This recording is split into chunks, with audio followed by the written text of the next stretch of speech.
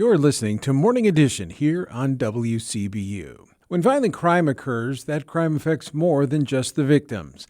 The Strive program at OSF St. Francis Medical Center works with victims and witnesses of violent crime. Brooke Escobar and Don Lockbaum from OSF Strive recently joined us and say the ages being served are trending younger.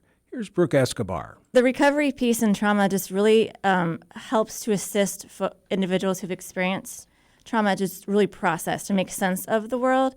When there's been experiences of violent crime trauma, the world is confusing. The world is scary. It changes how you see the world. It not only affects the individual, but it also affects the family, the community, your friends, because of the hypervigilance that you're now seeing, the anxiety that you're experiencing, the depression that you might be experiencing as well. So when we talk about what this program specifically is doing, a couple of things that caught my eye and why I wanted to have you folks on. It used to be OSF Strive, correct me if I'm wrong, for individuals 14 and older in certain Peoria zip codes, but now it serves children as young as 6 years old in all of Peoria County. So what kind of drove that decision to expand the area that you cover, as well as the number of kids that you might see now adding that younger age? Yeah. When we first started this program, it was always our desire to lower the age range to make services accessible to everyone. And so, research shows that the younger we can reach children who've experienced trauma, the better.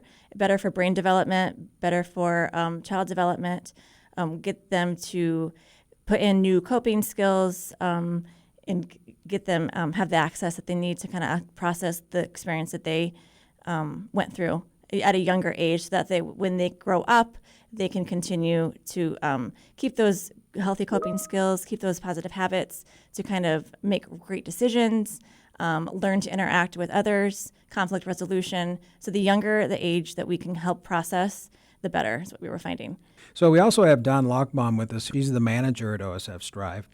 In talking about the kinds of things that Brooke just described, this initial trauma, I think trauma is a term that's kind of out there now. I mean, I used to work in the social service arena, not on the service side, but in the fundraising side. And you heard trauma-informed care. So what does it really mean? What do the youth, especially that are coming to you, have an understanding of when it comes to trauma-informed care? Or are they just in the boat that something happened and I know I'm going to talk to somebody about it? We happen to experience a lot of patients that come our way, both adults and children, that when we ask them to go through what their trauma history is, that's one of the things that we do during their evaluation.